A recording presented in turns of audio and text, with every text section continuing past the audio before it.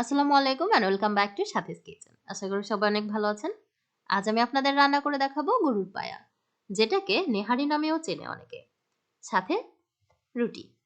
আর এই পায়া রান্না করতে আমি কোনো প্রকার প্রেসার কুকার ইউজ করব না। ভিডিওটি শেষ পর্যন্ত দেখার অনুরোধ রইল। আশা করি আপনাদের ভালো লাগবে। প্রথমে আমি এখানে গরম তেলের মাঝে কয়েকটা তেজপাতা, লবঙ্গ দিয়ে নিচ্ছি আর দিয়ে নিচ্ছি পেঁয়াজ।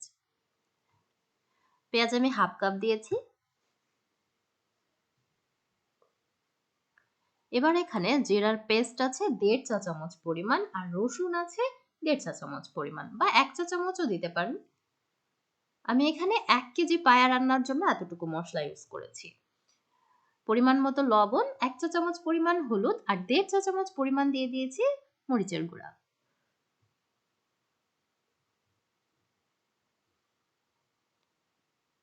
এই যে পায়াটা দেখতে পাচ্ছেন এটা আমি আগে থেকেই জাল করে রেখেছি। এটা 3 দিন পর্যন্ত আমি জাল করেছি। পায়া রান্নার ক্ষেত্রে অনেক সময় দেখা যায় তাড়াহুড়া করে অনেকেই রান্না করে, সেক্ষেত্রে টেস্টটা ভালো আসে না। পায়াটা যত জ্বালানো যাবে ততই এর টেস্টটা বাড়ে। তাই আমি আগে থেকেই এটা বেশ কয়েকবার জাল করে নিয়েছি।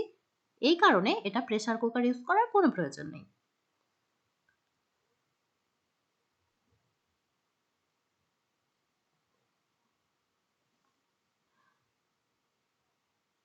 জাল করে রাখা পায়াগুলো আমি দিয়ে দিচ্ছি মশলার ভিতরে। ভালো মতো কষিয়ে নিয়ে আমি সামান্য একটু পানি ইউজ করছি, যাতে করে মশলাটা লেগে না যায়।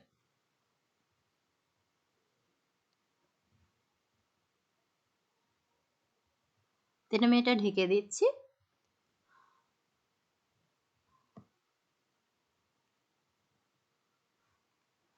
আগে থেকে যদি কোনো প্ল্যান না থাকে এটা রান্না করার, হুটহাট করে রান্না করতে হলে এটা প্রেসার কুকার ইউজ করতে হয়, বাট অতটা খেতে টেস্টি হয় না যতটা আগে থেকে জাল করে রাখলে খেতে টেস্টি হয়। আমি ১০-১২ মিনিট পর্যন্ত কষিয়ে নিয়েছিলাম, যদিও এটা আগে থেকেই যথেষ্ট খাওয়ার উপযোগী হয়েছিল। তারপর আমি দিয়ে দিচ্ছি পানি, যেটাকে আমরা ঝোলের পানি বলি। আবারও ঢাকা দিয়ে রাখছি। ঢাকনা তুলে আমি এর ভিতরে দিয়ে দিচ্ছি ধনিয়া পাতা কুচি।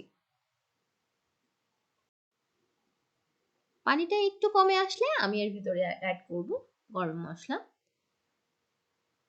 এখানে তেজপাতা, লবঙ্গ ও এলাচ জাস্ট গুঁড়ো করে রাখা আছে। দেন আমি অন্য একটা কড়াইয়ে কয়েক টুকরা রসুন আমি ছোট ছোট করে কেটে এটা ভেজে নিচ্ছি। দেন আমি অ্যাড করব গরুর পায়াটার ভিতরে। এতে করে স্মেলটা কিন্তু দারুণ আসে। আমার পায়া রান্না রেডি। এবার আমি রুটি রেডি করে নেব। পায়ের সঙ্গে রুটি কিন্তু খুবই যায়।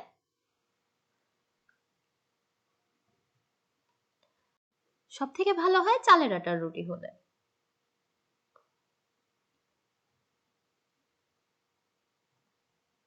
একে একে আমি রুটিগুলাও রেডি করে নিব।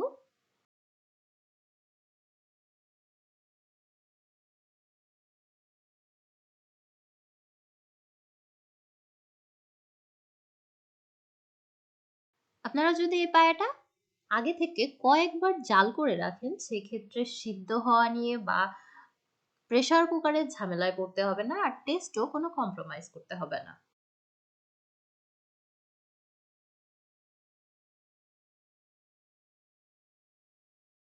আশা করি আজকে আমার এই পায়ার রেসিপিটি আপনাদের ভালো লেগেছে। ভালো লাগলে প্লিজ লাইক, কমেন্ট ও সাবস্ক্রাইব করবেন।